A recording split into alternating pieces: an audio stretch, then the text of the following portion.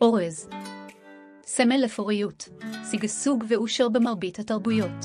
כמקור מזון עיקרי של למעלה ממחצית מאוכלוסיית העולם, האורז הוא ללא ספק אחד מגידולי המזון המסחריים החשובים ביותר. האורז נודע באירופה על ידי חוקרי הטבע שליוו את אלכסנדר מוקדון במסעותיו. האורז מצא קרקע פוריה בארצות דרום אירופה ליד הים התיכון, שם התושבים גידלו אותו והפכו אותו לחלק ממסורתם הקולינרית. הגידול השיטתי של אורז ביוון החל בשנות ה-50 בעקבות צריכתו המתגברת ובכך הפך למרכיב משמעתי הן בשוק המקומי והן כמוצר לייצוא. ביוון, שדות האורז העיקריים נמצאים בצפון יוון, בשפכי הנהרות ובאזורי החוף. גידולים חשובים קיימים בשפכי הנהרות אקסיוס, לודיאס, אליקמונס, אכלורוסוס פרחיוס. כ100,000 דונם של שדות אורז מסתרעים בתוך הפארק הלאומי של שפך הנהרות אקסיוס, לודיאס, אליאקמונס, ויוצרים נוף בעל יופי ייחודי, המהווה כמעט שליש משטחו של הפארק ביוון. בחודשי האביב שדות המישור מוצפים במים והופכים משדות אורז עצומים, היוצרים נוף ייחודי, המשלים את תמונת הביצה הטבעית. שדות האורז חשובים לעולם החיי של האזור, מכיוון שמתפקדים כביצות עונתיות מלאכותיות המשלימות את המערכת האקולוגית הטבעית. בחודש מאי, בשיא עונת הרבייה של הציפורים, שדות האורז מוצפים במים כדי לקבל את גרעיני האורז. השדות המוצפים מלאים בחסרי חוליות קטנים ודוחאים. אלה מושכים ליבניות, ענפות, מגלנים, שחפים וציפורים אחרות המחפשות מזון לעצמן ולגוזליהן התובעניים. השלב החשוב ביותר לגידול אורז לפני השתילה הוא אישור הקרקע. לשדות האורז נדרש בדרך כלל שיפוע אפסי או קטן מאוד, כ1 סנטימטר לכל 100 מטר שדה. ב-15 השנים האחרונות היישור מתבצע עם מפלסת המכוונת לפי קרני הלייזר על מנת להגיע לסטייה מזערית בהפרשי הגבהים של כל גידול. לאחר מכן, מתבצעת בדיקת הדישון. בשלב זה מתבצע ניתוח קרקע ועלווה, ניתוח כמויות שיעוריות של חנקן, זרחן ואשלגן ולבסוף קביעת מוליכות, חומציות והחומר האורגני.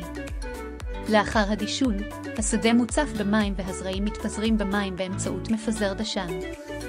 הסקיה מספקת לאורך כל הגידול מושגת על ידי שליטה בכמות המים באמצעות משאבות, מיכלים, תעלות וערוצים. צורכי המים של צמחי האורז משתנים בהתאם לשלב הגדילה. השלבים הקריטיים במיוחד, הדורשים אספקה רציפה של מים, הם הנביטה ותקופות ההתנפחות, הפריחה ויצירת הגרגרים.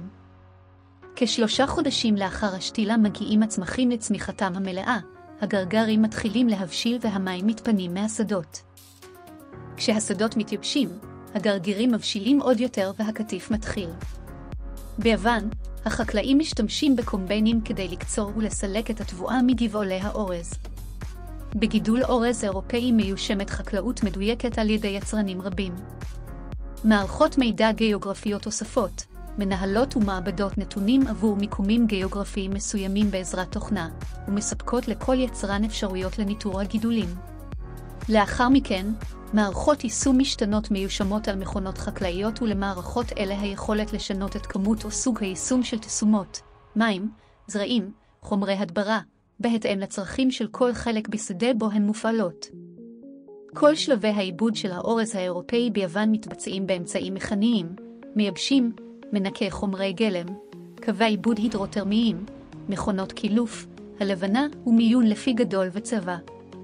בעזרת ציוד מכני המבוסס על טכנולוגיה חדשה ועם צוות מנוסה ומתמחה, אנו משווקים מוצרים באיכות מעולה. בהתאם להזמנות, האורז האירופאי נארז באריזות קטנות או בביג-בגים.